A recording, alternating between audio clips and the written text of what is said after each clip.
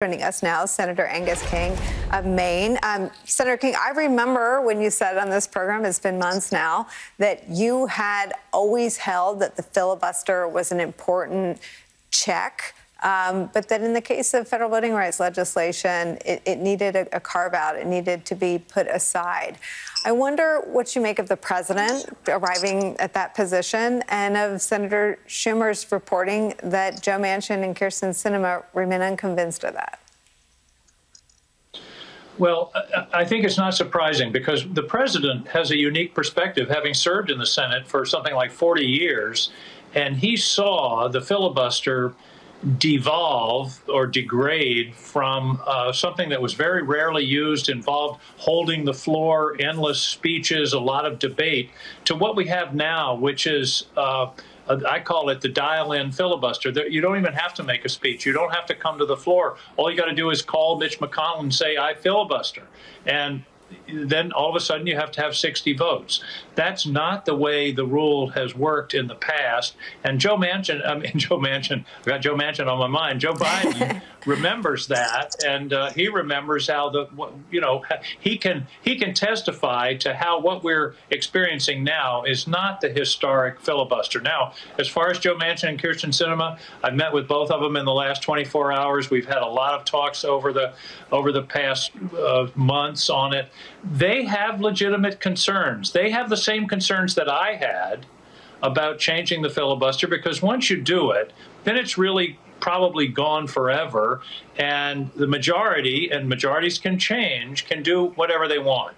So today's annoying obstruction could be tomorrow's priceless shield if you want to defend some policy. On the other hand, and this is the argument I've made to both of them, that we're not talking about a policy here. We're talking about democracy itself. And if we don't stop what's going on in the states, then it's not going to matter what happens in the future, because they're basically going to have these elections pre-wired. And I got to tell you, Nicolle, one of the rich ironies of this situation is that the principle of bipartisanship that's enshrined in the filibuster is being, is the be-all and end-all here in Washington. But these anti-voter bills that are passing around these state legislatures are 100% partisan. As near as I can tell, no Democrats in any states have voted for any of these bills. So it's this irony of it's purely partisan in the states, and yet we can't do anything about it because of the filibuster decrees that you have to have a bipartisan support. I'd love to have bipartisan support. There are things here we ought to be able to negotiate, but so far the Republicans have basically said, no, we're not going to talk about these voting rights issues. And so we are where we are. We're going to start the debate tomorrow, and I think I'm hoping the American people will weigh in, because democracy itself is at stake. Well, 57% of all Democrats in the most recent poll I saw support a simple majority to pass legislation, and 15 percentage points more of Republicans do. And I hear what you're saying about the shield, and I believe you when you say that's Joe Manchin's view. But you just put the shield aside to raise the debt ceiling, and Mitch McConnell didn't think the shield was worth preserving when he used the nuclear option to get judges passed. Harry Reid put it aside to get President Obama. I mean, it's not sacred to you all in the body, in the chamber. So what is the reasoning, if you push deeper underneath Manchin's talking point? What do you understand his real objection to be? Well, I think part of it is you have to understand he's in Robert Byrd's seat. He's from West Virginia. He's steeped in the tradition of Robert Byrd, and he believes that what we're talking about is a deeply important part of Senate practice and history. I don't think what we have now is Senate practice and history. And here's one of the ironies. This bill that we're going to be debating is bipartisan everywhere but in the U.S. Senate. Right. There was just a poll released today. Over 60% of the American people want easy mail-in voting. They want absentee voting.